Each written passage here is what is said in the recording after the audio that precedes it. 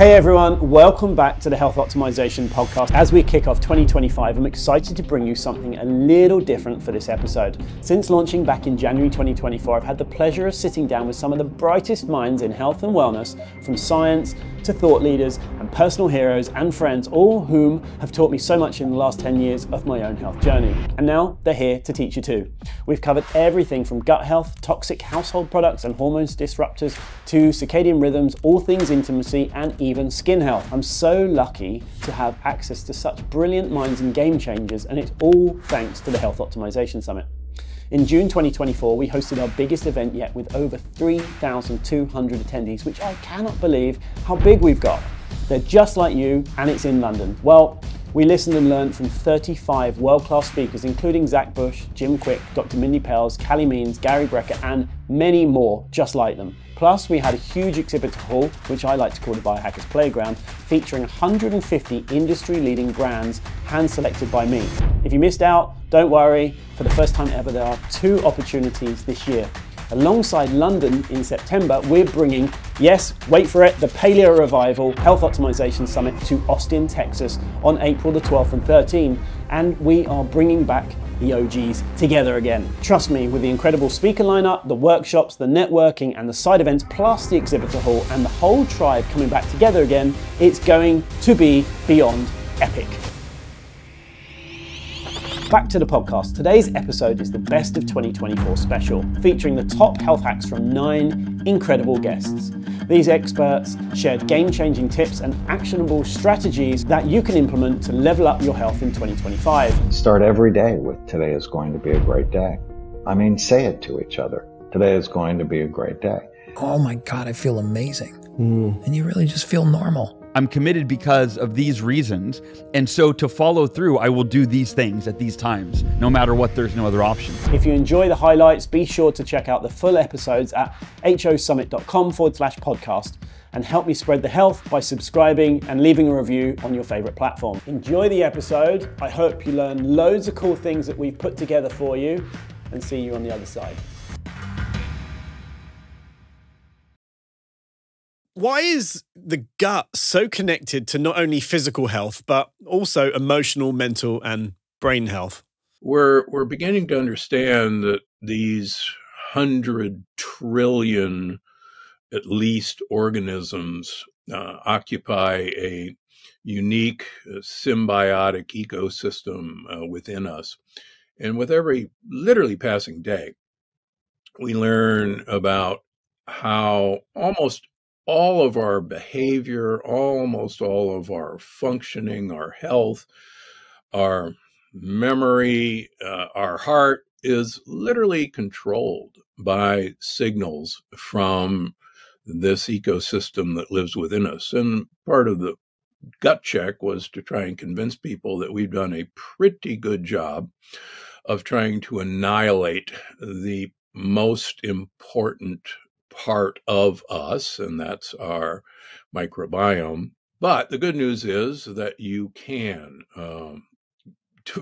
develop a good relationship with the most important part of you and save your life if you're interested. So people may not know that stress can reduce stomach acid and cause digestive issues. Why do you think this happens? It does happen with stress, is that we tend to divert all the blood flow, all the splanchnic blood flow from the intestines elsewhere.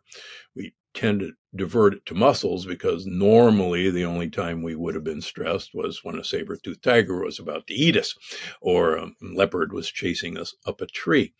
And we would want to divert as much blood flow to our muscles as possible. So we would literally cut off the flow of blood to our intestines.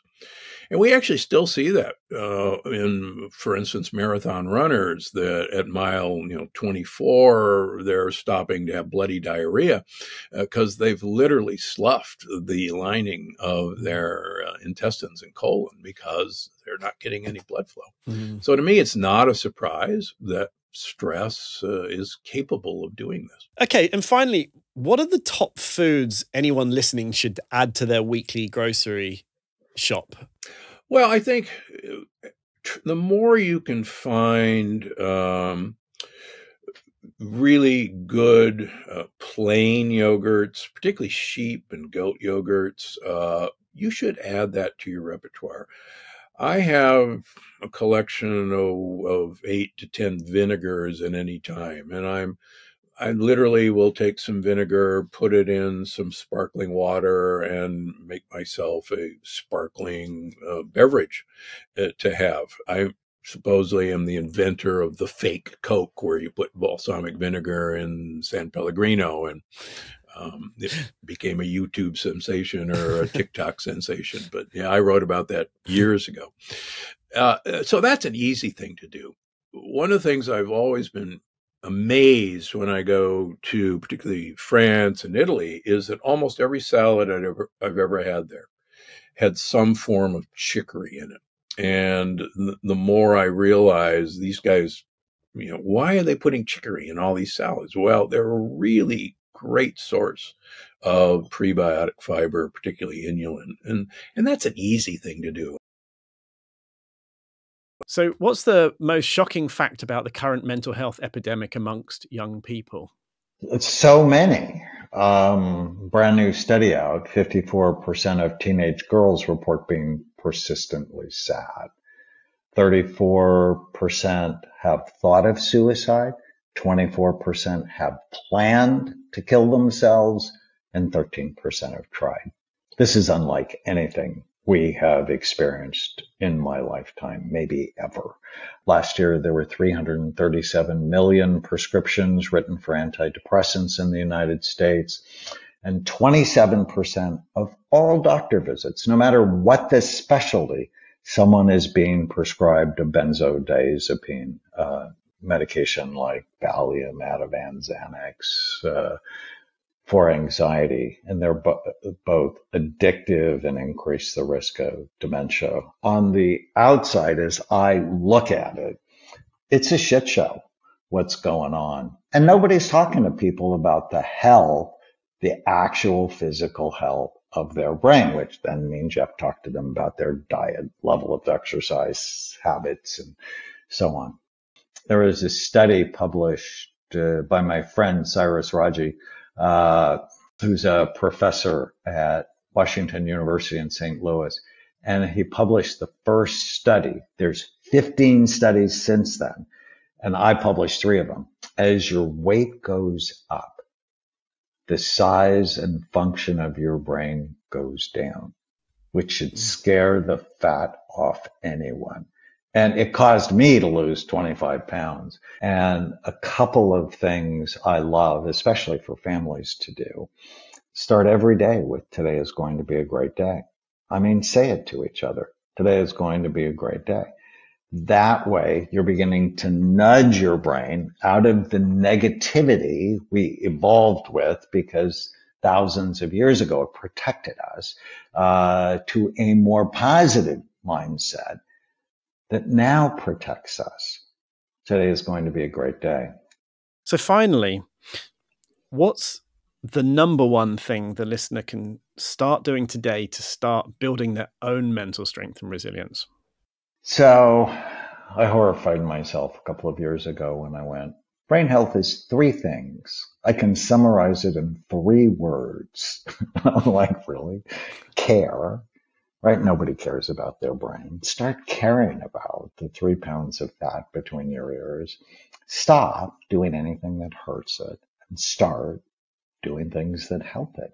And so it ultimately comes down to this one question that takes you 3 seconds to ask, is this good for my brain or bad for it? And you just start making better decisions if you have that supervisory question in your head. Is this good for my brain or bad for it? And then teach your children that. I have a game I talk about in the book called Chloe's Game, where since the time she was 2, I would go blueberries. She'd go God's candy.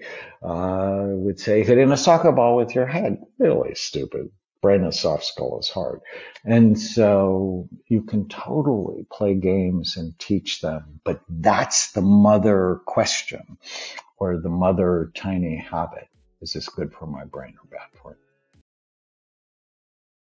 Like I said, we knew in the mortality space, for example, that if you wanted to cut a human being's life expectancy in half, and I mean at any age, male or female, if you want to cut their life expectancy by 50%, put them in isolation. Why then do we study cellular structures in the body in complete isolation? You know, when we take a cell or tissue out of the body, we put it in a petri dish and we study how it behaves in a laboratory in vitro, but not in the community in which it exists. This is where we get some very detrimental science, in my opinion. And it's placebo-controlled, and it's double-blind, and it's randomized. And then those trials are used to bring some of the multi-billion-dollar medications to market, and we've actually looked very narrowly at one small sliver of human physiology and the effect that one chemical or one synthetic or one pharmaceutical has on this single compound, and we assume that by having that one single effect that we're not interfering with the community. So my message is why don't we actually look at what the raw material is that the human body needs to do its job? The majority of pathology and disease as we know it today could be traced back to nutrient deficiencies. We are so nutrient deficient. There's very little risk, in my opinion, of starting with nutrifying the body, right? We need 91 essential minerals. Most of us are deficient in several of those. We need 3 essential fatty acids. Most of us have far in excess of the fatty acids we don't need, which is seed oils, what have you. And we are clinically deficient in the ones that we need. And we need 8 essential amino acids. And amino acids are not proteins. Amino acids are the building blocks of proteins. We tend to think of amino acids as something that athletes need to build strong muscles, which is true. But amino acids form the component of all of our blood, our brain, our connective tissue. Every cell in the body, every single cell contains amino acids. They also form the immune system. And part of the strength of the immune system is based on our amino acid balance. So why wouldn't we just start there? Right? It's very difficult to hurt somebody by making sure that they have adequate essential aminos, adequate essential fatty acids, and adequate 91 essential. All of us process nutrients and minerals slightly differently. And if you test for that by doing a genetic methylation test, if you do and I say this all the time, you do not have to do the test through me. There are lots of great companies that do these tests.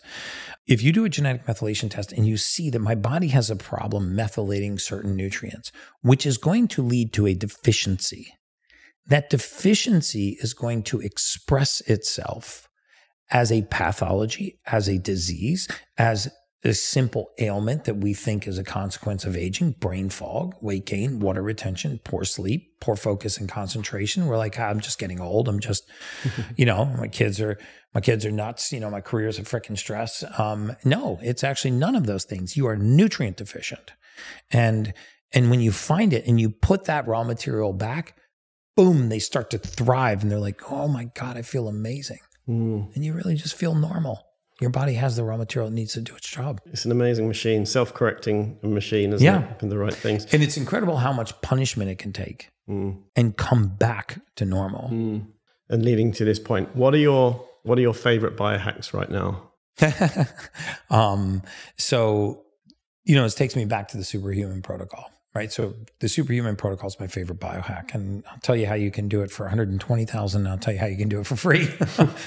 So people are like, let's just skip the $120,000 part and just jump to the free part. But, we truly get 3 things from Mother Nature, right? We get magnetism from the earth. We get oxygen from the air. We get light from the sun. We are a lot more connected to the earth than you think. Earthing and grounding is a very real thing. Discharging into the earth, bare feet, touching bare soil, dirt, grass, sand is a very real thing. If it weren't free and somebody could patent it, we would give it the justification it deserves. And, we were designed to spend 85% of our time outdoors. We spend 97% of our time indoors now. And we regulate our air temperature. We regulate our lighting. Most of us are spending a lot of time in the junk food of lighting, especially at night. So magnetism from the earth, you can get it 2 ways. You can pay for it by using a PEMF mat. You can get it for free by touching the surface of the earth. and using oxygen from the air, which I would argue that the presence of oxygen is the absence of disease. And I think there's an enormous body of evidence to prove that the more poorly we utilize oxygen in the body, specifically the mitochondria, the faster we age, the faster all forms of disease and pathology. I mean, at the end of the day, I think a majority of these are mitochondrial diseases, mitochondrial metabolism diseases. And so my favorite biohacks are touching the surface of the earth or using a PMF mat. Breathwork, which I do every day, regardless of whether I do the hypermax oxygen or not. I'm a big fan of EWAT, exercise with oxygen therapy or multi-step oxygen therapy. And you can read Dr. Van Arden's work or Otto Warburg's work, still some of the most incredible research, and it's decades old, and light from the sun.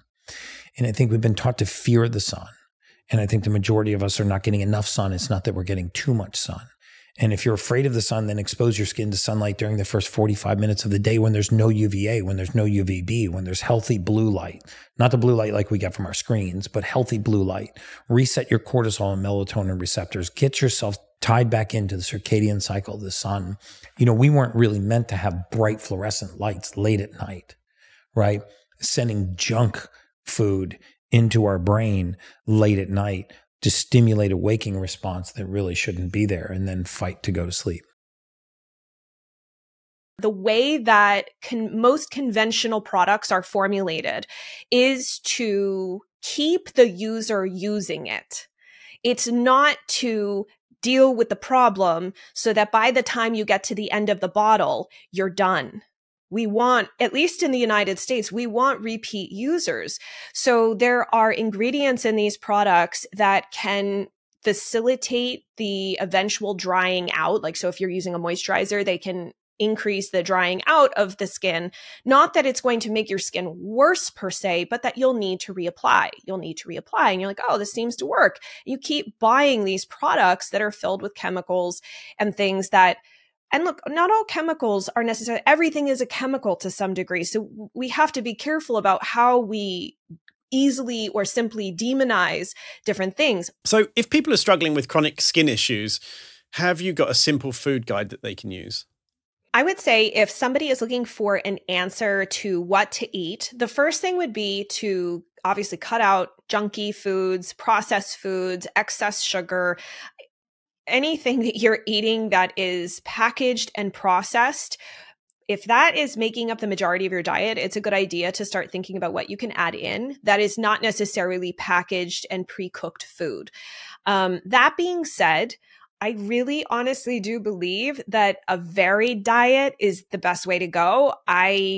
I'm not going to say that I sit in one camp or the other. I'm to some degree diet agnostic because I sort of believe that we all have to figure out what diet is best for us. However, I do think that most of us do best on an omnivore diet. Depending on how much you eat is really entirely up to you. Where I get concerned when we go too far in the polar opposite directions, right? So either you're going to carnivore or you're going to plant-based is if they work, what are you missing? What are you missing under the surface that is facilitating you to feel better on that particular diet? So one facet of the carnivore diet, which I really truly hope we will see more about, is what happens to the gut microbiome when you don't consume any type of starch or fibers that help your gut microbiome thrive. And while, yes, there have been individuals who do benefit from these diets, when I, in my practice, do stool testing, the gut microbiome looks extremely depleted, like alarmingly depleted. Whereas when you look at those who do a plant-based diet and it's really helped them, I think that's wonderful and I'm happy for you. However, I do want to know why. And a lot of times we see things like H. pylori infections that impact stomach acid production. We see a lot of unfriendly organisms hanging out under the surface. And you can certainly have that on the carnivore side as well. But I just think we need to start asking why. And how can we start to reimagine our diets to be more inclusive of real food and truly making it so that we're not, I don't know, I feel like we've gotten too much into our heads of being so afraid that we're doing the wrong thing. Just eat real food. If you make that 80 to 85% of what you do, I think most of us would be better off. And then you can do all of this other work under the surface to really help you thrive. What can the listener do right now to rebuild healthier skin? Address the nutritional needs of liver detox, as we discussed, the glycine and the B6. That is one of the foundational things that I recommend. The second thing is the digestion piece, optimizing digestion and making sure that at the least we slow down, we chew our food. If it's a tough food, you're looking probably at 25 to 30 chews per bite. So something like a tougher meat or more fibrous vegetables versus softer foods that could be 5 to 10 chews per bite. And the easiest way to do that is literally to count your chews. And you'll probably quickly find that you're not chewing your food sufficiently enough because you do not have teeth anywhere else in your GI tract. And every step of digestion is unique. There are no backup systems. So it is important to chew your food. Then I would make sure to figure out what's going on with stomach acid. It's very frequent to have low stomach acid or insufficient stomach acid. And some of the symptoms look identical to high stomach acid. So determining which is going on and bringing in like bitters or a digestive enzyme. Look at your protein intake. I would say bare minimum shoot for 70 to 80 grams a day. That's bare minimum. If you can go higher than that and you're looking at close to, I almost sometimes am suggesting like 1 gram of protein per 1 pound of body weight or somewhere in between that. I think that can be really helpful. Anywhere from 30 to possibly 40 grams per meal might be a good way to look at it. But I think those are the most beneficial, easy changes that you can make. And if you don't know how much protein you're taking in, there are plenty of online free websites that can help you tabulate that over the course of like 3 to 5 days. And then you just start making changes. We have got an epidemic, a pandemic, one might say, of disease in vast amounts that was unknown, rare or unknown before the Industrial Revolution. But we can't see that in our own individual lives. It's become normalized. Everyone knows someone with cancer. Everyone knows somebody who's diabetic. Everyone knows someone who's had a heart attack. But if you actually look at the statistics, which I've done, these serious degenerative diseases are at astronomical levels and they're going up very, very fast. And it's not genetic. People are still being told by their doctors, autism, Alzheimer's, whatever, it's genetic. But by definition, if you stop and think about it for a minute, anything that's genetic is not going to increase in amount and in prevalence.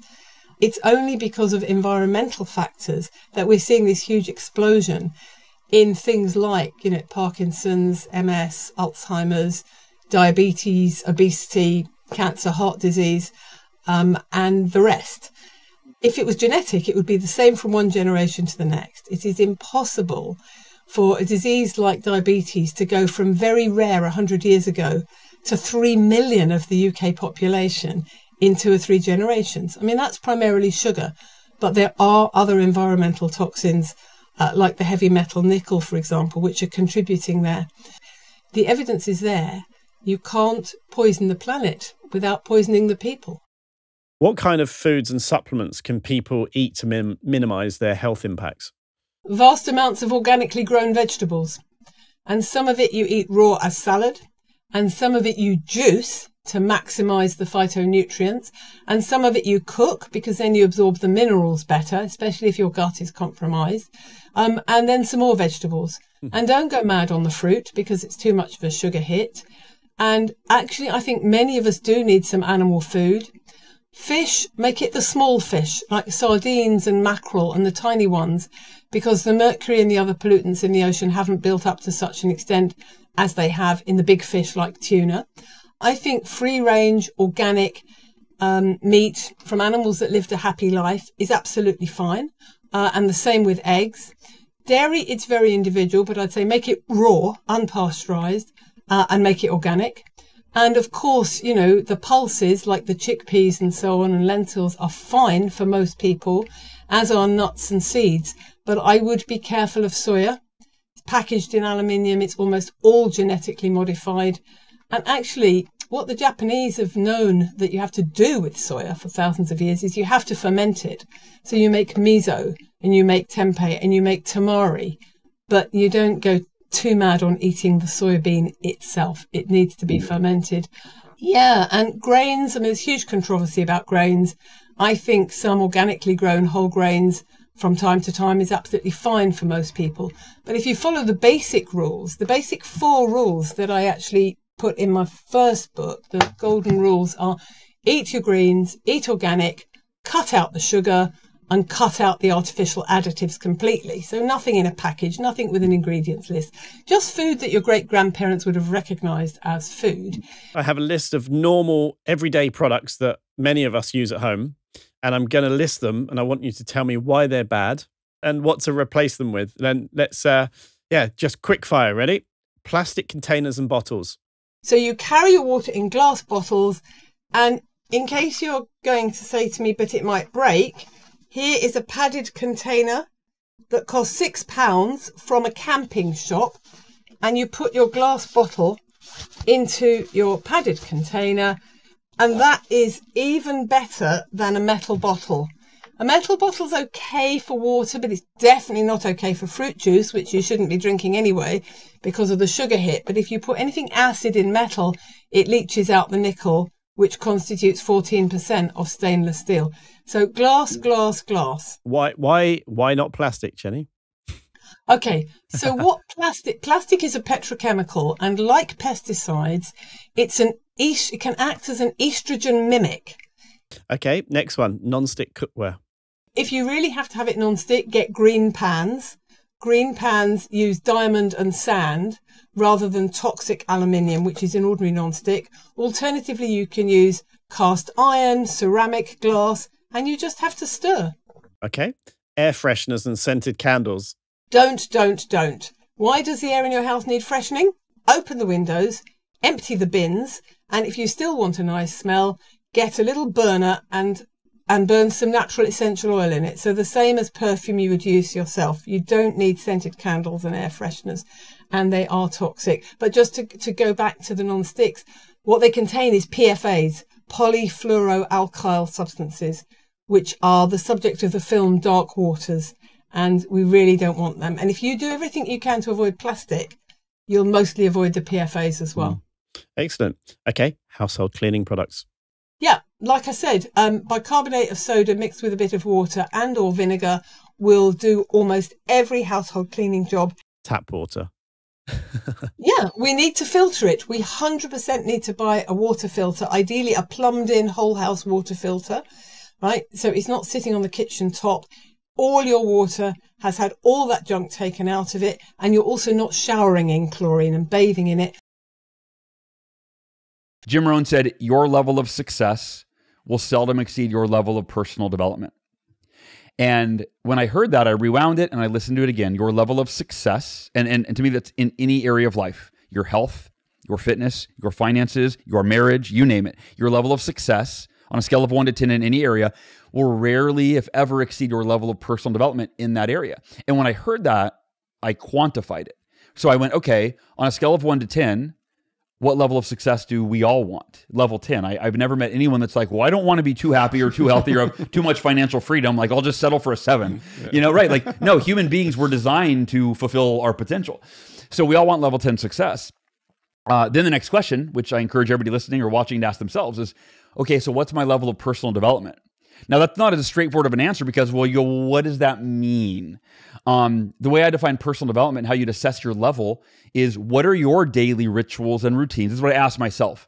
What are my daily personal development rituals and routines that enable me to become a better person, better version of myself day by day by day, so that I am inevitably becoming the person that I need to be to create level 10 success in every area of my life? Those 6 practices eventually became known as the S.A.V.E.R.S, because when I was writing the book, I needed a memorable way for people to go through them.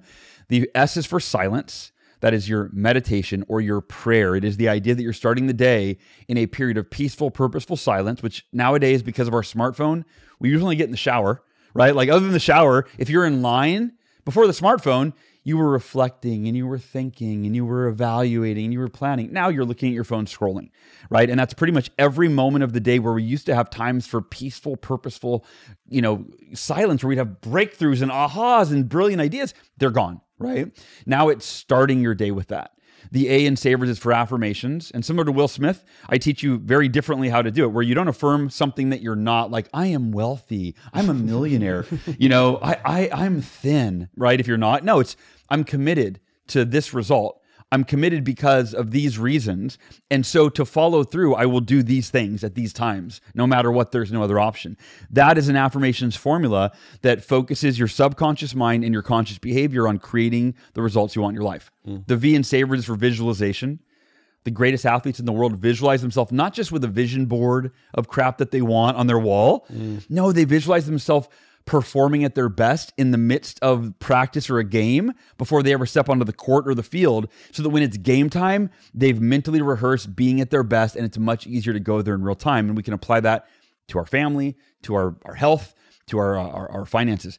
The E is for exercise. You don't have to go to the gym in the morning, but move your body for 5 or 10 minutes, get the blood and oxygen flowing so that you have greater energy and greater mental clarity. The R in S.A.V.E.R.S is for reading, right? And we're all one book away. If you want to be a better parent or save your marriage or make more money. And I'll tell you, in 2008, the first book I read, when my only goal was, I got to make more money. It was called Book Yourself Solid by Michael Port. It was for service-based businesses. I was a coach. And within 2 months, by applying that book and using the other S.A.V.E.R.S to optimize my mindset and my productivity, that's how I doubled my income, right? I literally used what was in that book. The S in S.A.V.E.R.S, the final S, is for scribing, which is a fancy word for writing, but the J would have made the acronym awkward, right? The S.A.V.E.R.J.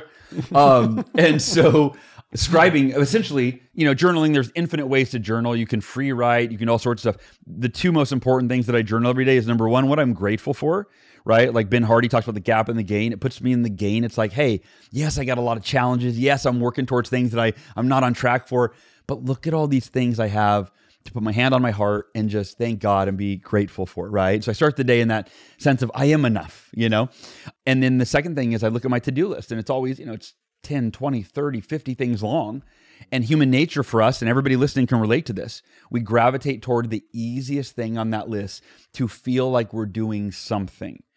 And what I do is I look at it, and with my journal, I go, okay, what's the number one thing on this list that will make the biggest impact in my life or business? First S in slumbers is stop eating 2 to 4 hours before bed.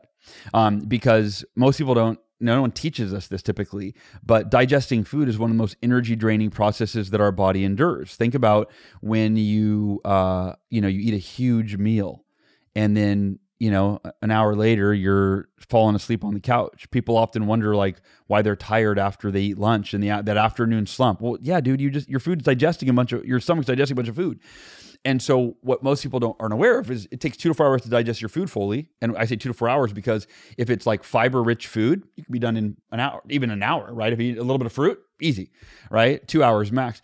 If you eat heavy-duty fried chicken or fried food or pizza or carbs, right? 4 hours to digest all your food.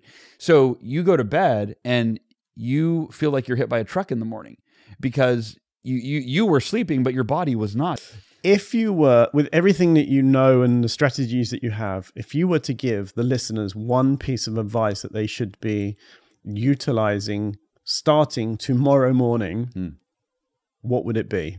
It would be to wake up because you want to, not because you have to. Right? Most of society, they wake up when they have to. They literally look at their schedule and they go, okay, when do I have to be somewhere, answer to someone else, or do something that I may not want to do? And then what's the last possible minute that I could wake up to do that thing?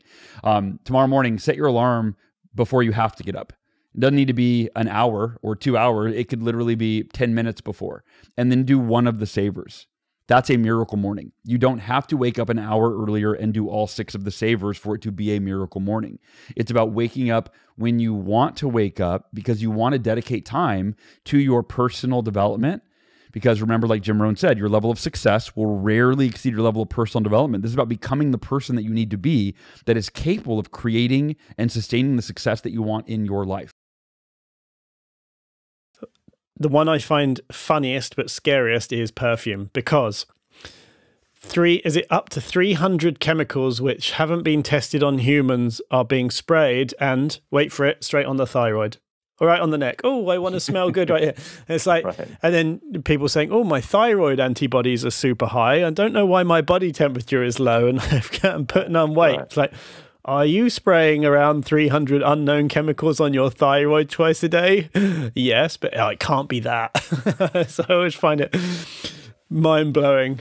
Yeah, you're right, man. These fragrances, and again, there's a bunch of these loopholes as well in terms of they don't need to classify their proprietary blends, and these things are major endocrine disrupting. And so let's unpack that a little bit. On endocrine disrupting chemicals, and your thyroid being one of the major endocrine organs, but these are ovaries, these are testes, these are thymus, this is immune system. Like this is the master communication system of your body that's being hijacked because you think you want to smell a certain way.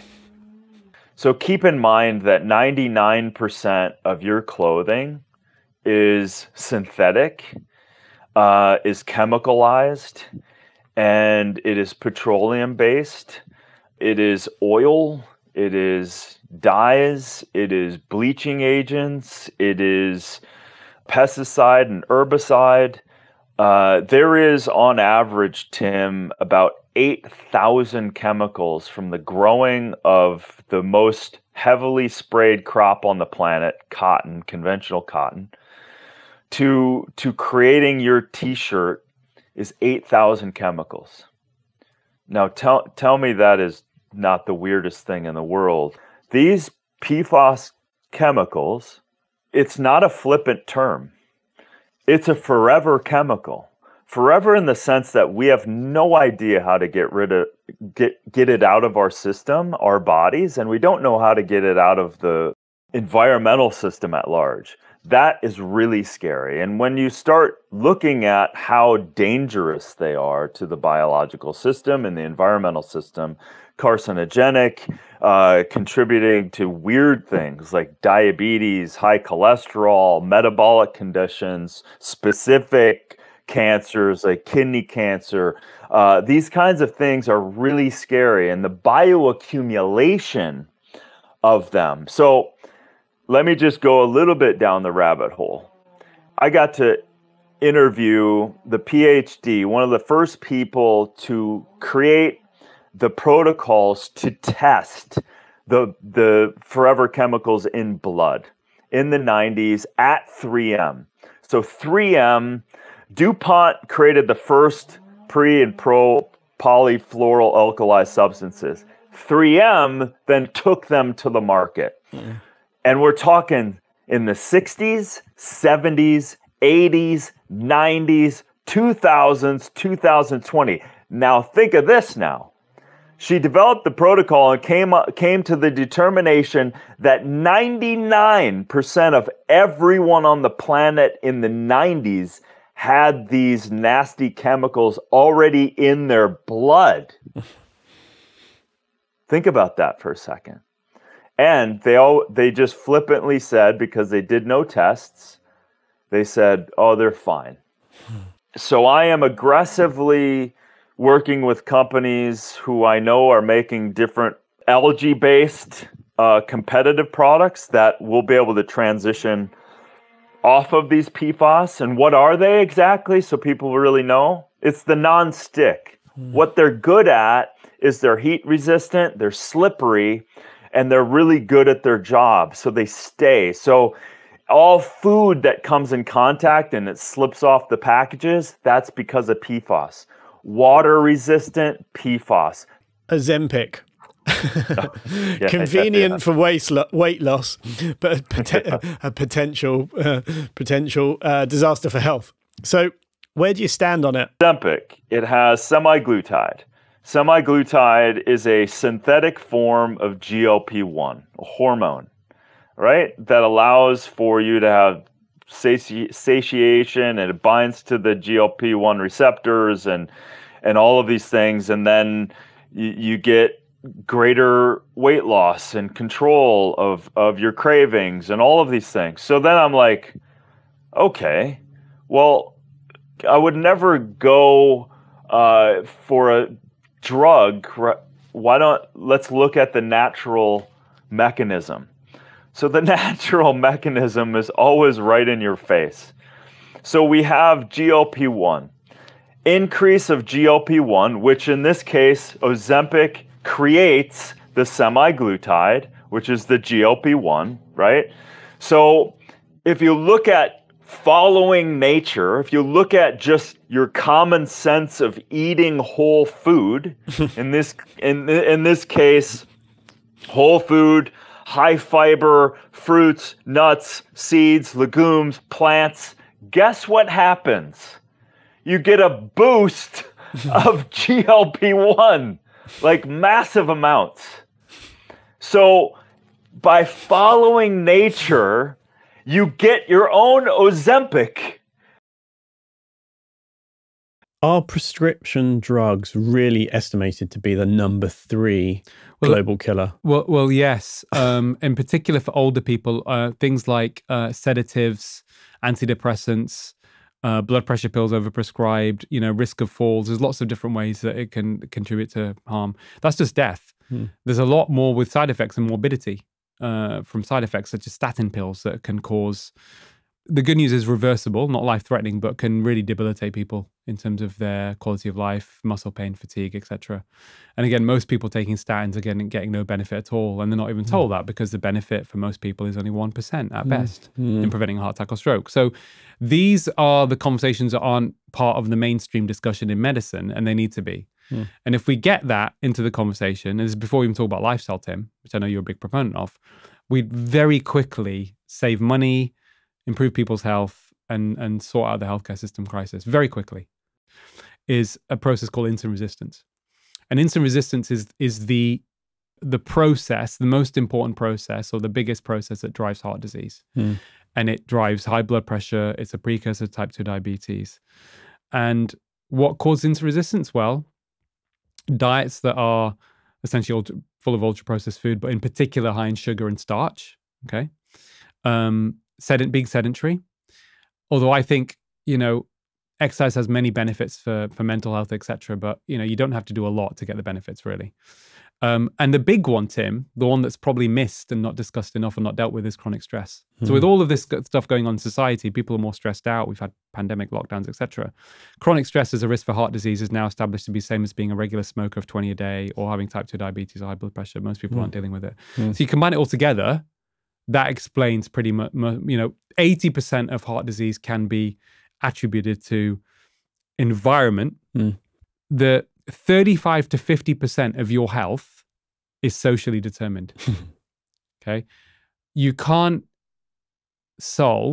can help to some degree, but you can't really solve disease that is environmentally and socially driven through personal responsibility. And that's why the interaction with people who have power over structures of how we live, i.e. politicians and laws, etc., is so important to ensure that we maximize health of the population.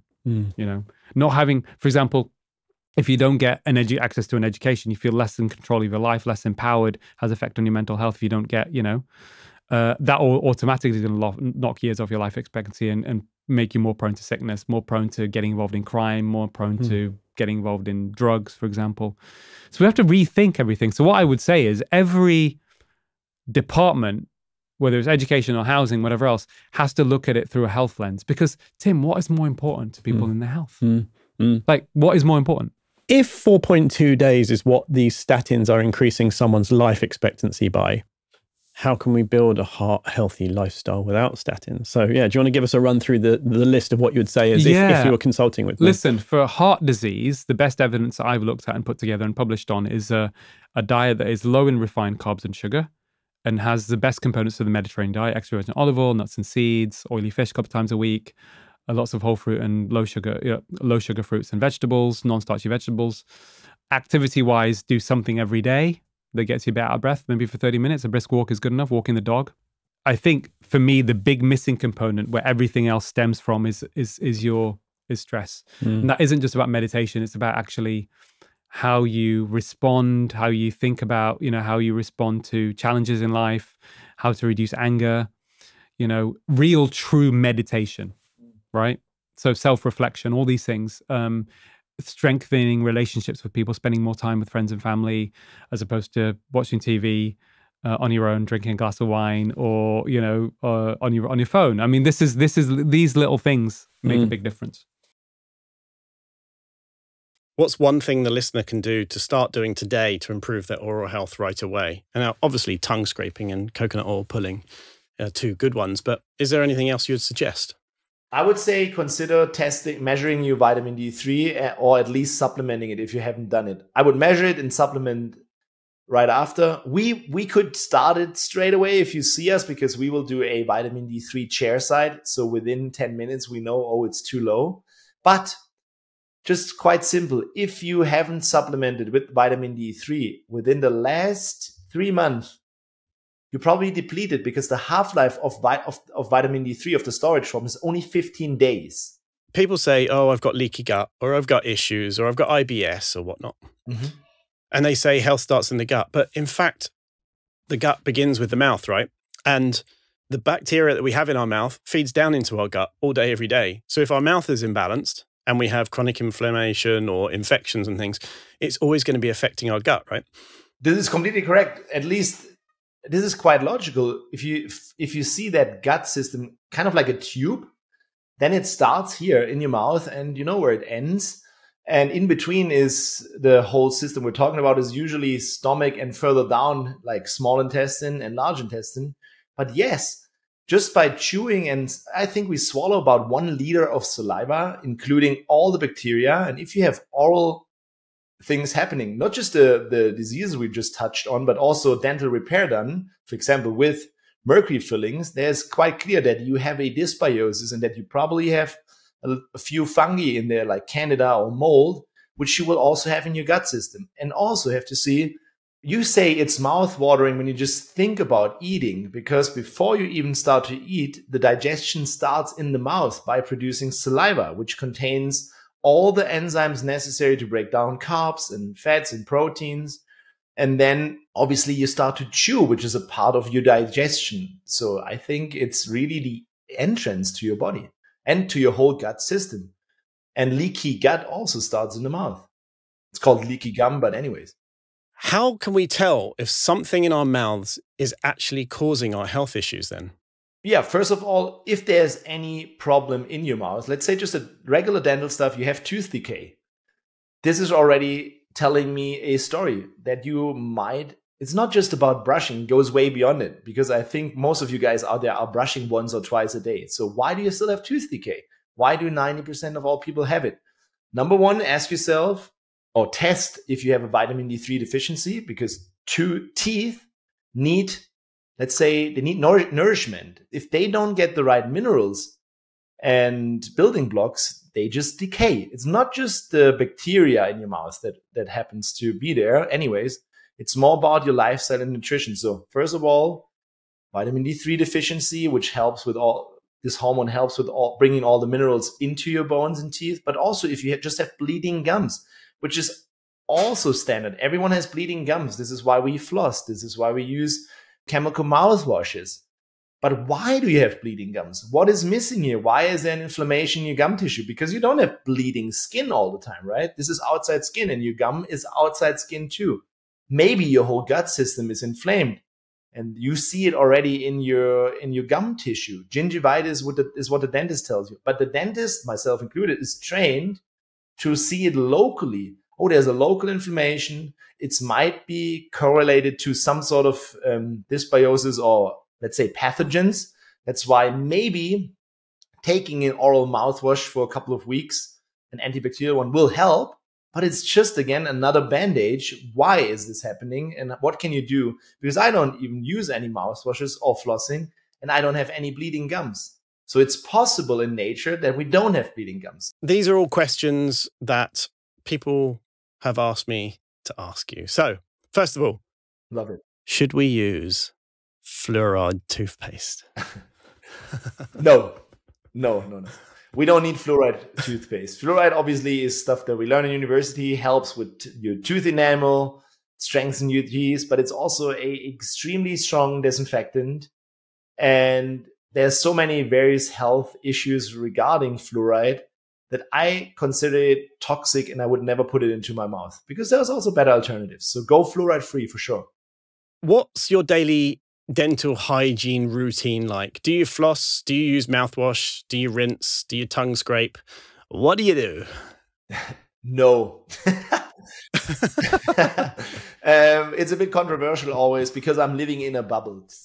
I curated this for years, and I obviously think that everyone does the same as I do. I know it's not the case. So for most of the guys out there listening for the first time, I would still consider brushing your teeth very important, just to clean it, even though we might can do it differently. I personally brush my teeth once a day. You have to understand, I don't have any tooth decay. I don't have no dental repair done. I have no bleeding gums, nothing. And let's say my nutrition and my lifestyle is kind of supportive to what the oral health needs. So not a lot of deficiencies, probably surplus. So I can go with it. And my goal for all my patients is to move into this direction. But understand that we're designed to use chemicals and flossing and mouthwash as a band-aid to what is usually happening, which is tooth decay, bleeding gums, gingivitis, periodontitis, and lots of dental repairs. So you might need to work your way to it. But I use a toothpaste, which is non-toxic, fluoride-free. I have a lot of designs for it. And it would be a supplement that supports my teeth and cleans them at the same time. I don't use floss because I don't need to. My teeth are perfectly together. There's no dental repair. There's the gum in between and it's tight. I would consider using a floss if I had something stuck, but I would rather go with like a stick or something. But this is when I would use it. And I don't use any chemical mouthwashes. Maybe for patients for, let's say, a week or two, maybe if it's extreme and we have to, let's say, wipe out a couple of the extreme pathogenic ones. But usually we go chemical mouthwash free and use oil pulling instead, usually coconut oil pulling, which is an Ayurvedic strategy. Coconut oil specifically because it's containing lauric acid, and it's quite antibacterial, antiviral, soothing to the gums, soothing to the teeth. You cannot do anything wrong besides just not doing it.